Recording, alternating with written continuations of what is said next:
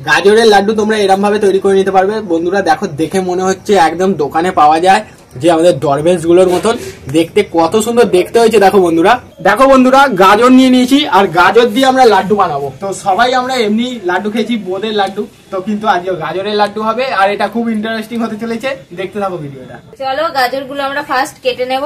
আর এই গাজর দিয়ে লাড্ডু খুব দারুণ হবে। আমি যদি শুধু খাই হেভি মিষ্টি গাজর গুলো আমি ছাড়িয়ে নিচ্ছি খোসাটা। গাজর গুলোকে আমি ভালো করে পরিষ্কার করে ধুয়ে নেব।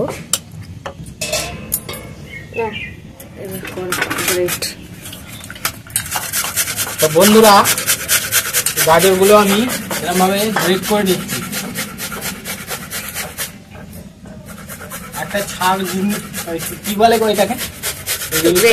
গ্রেটার বলে। গ্রেটার দিয়ে গ্রেট করে নিতে হবে।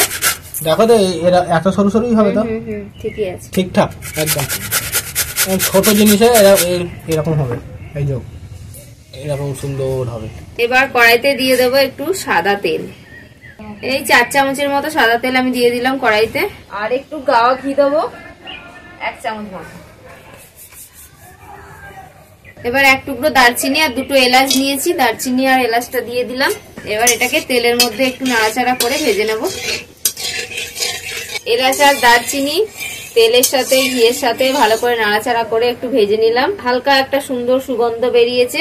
এবার গাজরগুলো দিয়ে দেবো তেলের মধ্যে। এবার গাজরটাকে ভেজে নেব একটু।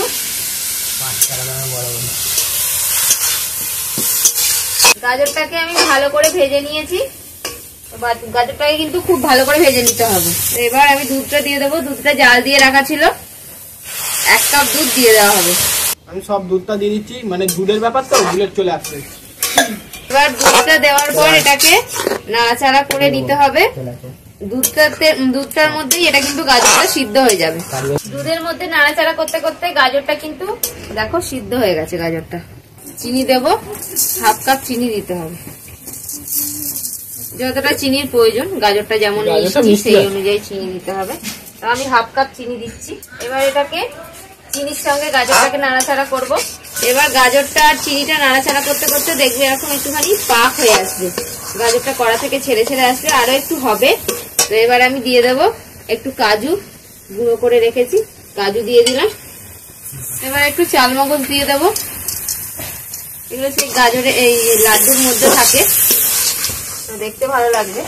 এবার দেখো গাজরটা কিন্তু নাড়াচাড়া করতে করতে এবার কিন্তু কড়া থেকে দেখো ছেড়ে ছেড়ে আসছে। কড়া থেকে আপনি ছেড়ে ছেড়ে আসবে। তো এবার হয়ে গেছে লাড্ডুটা। গাজরের লাড্ডুর জন্য গাজর একদম প্রস্তুত। এবার আমি নামিয়ে নেবো। এটাকে নামিয়ে ঠান্ডা করে দিতে হবে। এবার আমরা গাজরের লাড্ডু তৈরি করছি। এই যে দেখো কি সুন্দর লাড্ডু হচ্ছে। দেখো বন্ধুরা, পুরো একদম দোকানে যেমন লাড্ডু পাওয়া যায় লাল লাল, সেরকমই লাগছে, কিন্তু এটা গাজরের লাড্ডু। আর আমার খেতেও খুব ভালো লাগছে। এটা খেলাম লাড্ডুর এই ইয়েটা।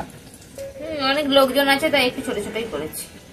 আকারগুলো অনেক বড় হয়। এরকম ভাবে হাতে করে নিলেই কিন্তু একদম গোল গোল হয়ে যাচ্ছে। হাতে কিন্তু দেখো লাগছে না, কিন্তু লেগে যাচ্ছে না।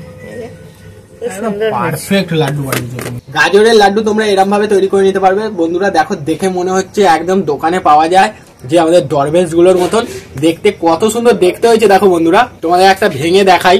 পুরো একদম গাজরের লাড্ডু, দেখো কত সুন্দর।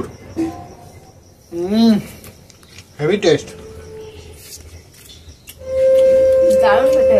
এত সুন্দর গাজরের লাড্ডুটা না খেলে তোমরা বুঝতে পারবে না।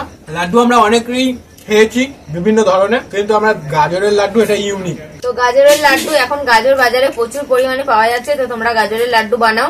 আর কেমন লাগলো আজকের রেসিপি কমেন্ট করে অবশ্যই জানাবে। আজকে ভিডিও ভালো লাগলে লাইক করে দাও। তো আজকের মতো এখানে শেষ করছি, দেখা হবে পরের ভিডিওয়। টাটা।